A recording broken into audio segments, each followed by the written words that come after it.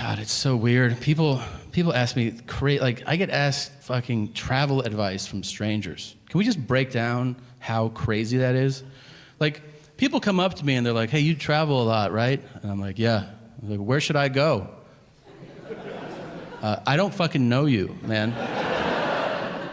You ask travel advice to people who know you intimately. They know you well. They can guide you based on what they know about you. I mean, you don't ask strangers dining advice, right? Because you're like, hey, where should I eat tonight? I know I've never met you before in my life, but do you think you could give me a recommendation? Yeah, you should try this dim sum place. But then that person might go, oh, I hate the Asian world. And you're like, oh shit, I didn't know that about you. Like, yeah, I killed like 4 of them. Like, what are you, like a serial killer or something? Yeah. Now you're in an awkward conversation with a serial killer.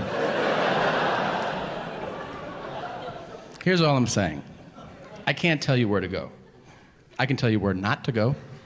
Wherever they film the first 48 on A&E.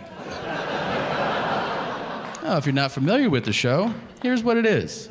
Camera crews follow real homicide detectives for the first 48 hours after a murder.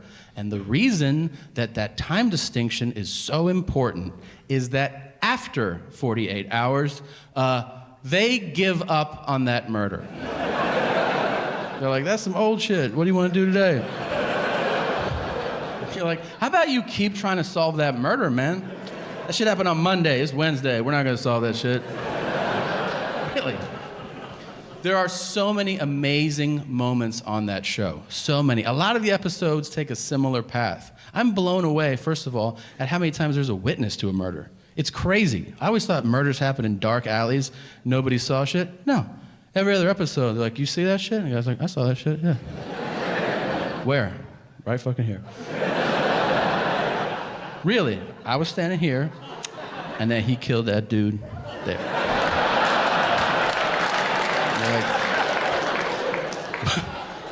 what'd he look like? He was like 5'2" to 6'8", something like that. And they're like, that's the fucking description you're gonna give us? Uh-huh. Anything else about him? Yeah, he had ears too. Thanks, man. No problem. They still will sketch that shit out. And they show it to people. Do you know this guy? And everyone's like, nah. But then one guy will be like, yeah! That's Cricket right there! You're like, oh shit. You know him? I've been knowing Cricket 27 years! What's his real name? Man, that's just Cricket. I don't even know. Stop being white and weird. That's a perfect fucking impression, and you know exactly who that was, okay? Yeah, it's a black guy, and he's wearing a wife beater, and he's got on a dirty hat, and he's got a cigarette hanging out of his mouth. And he looks like he's about 33, but you find out he's 76 years old. And he speaks super aggressively to the cops. Like, I've been out here for a minute! And they're like, all right, Jesus Christ. When was the last time you saw him? He came through with jellyfish last week. They were looking for some smoke. And they're like, all right, Jesus Christ. They always cut to the whitest detective from that guy, too. They cut from that guy to the guy who's like, I don't think he's going to help us out. We're going to have to find Cricket on our own.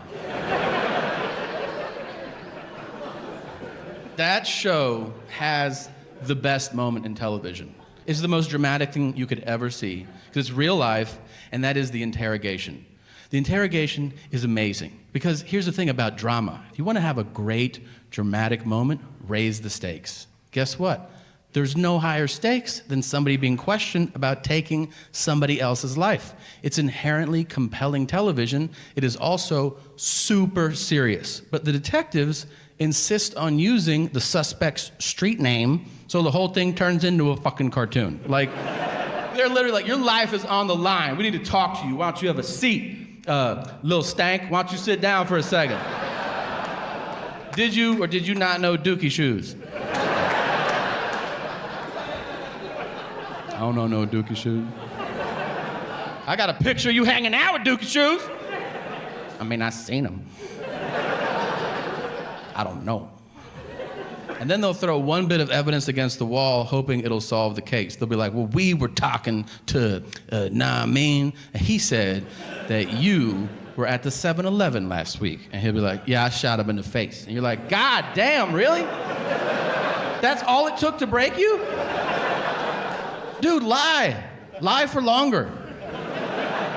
You can kill somebody, you can't lie for 10 fucking minutes about it? Like, dudes will break on anything. They'll be like, we heard you had on a blue shirt last Friday. Yeah, I stabbed those 4 people. Dude, a lot of people have blue shirts, man. You can still get out of this. Here's what I've learned watching that show, okay? Lawyer up. You can't handle that shit.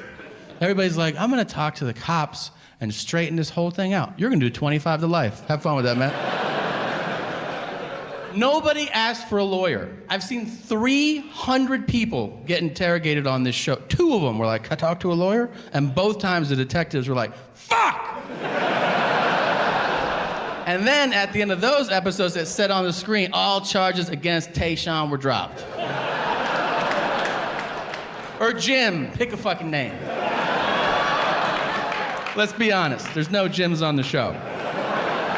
I've seen every episode, and none start with, hey, Bryce, can we talk to you for a second, man? Where were you last Friday? I was over at Tanner's house. Then Skylar had a party, so we went over there. And then we picked up Connor and we had pancakes. Sorry, bro. The detective, bro. I swear to God, there's no more liberating and fun thing to do in this world than scream in your best aggressive black guy voice. Holy shit. So much fun. I highly recommend you do it. Not if you're black. If you're black, you already do it. But if you're white, do it. Do it in public. Do it where there are black people. And here's a little secret. If you do it well, there's a possibility that a black guy will yell back in return. I do it all the time. I live in Los Angeles. Pick your spot. I go to Crenshaw. There's never a shortage there. I do. I hang back and I go, hey, yeah! Sometimes a black guy will go, sup, D?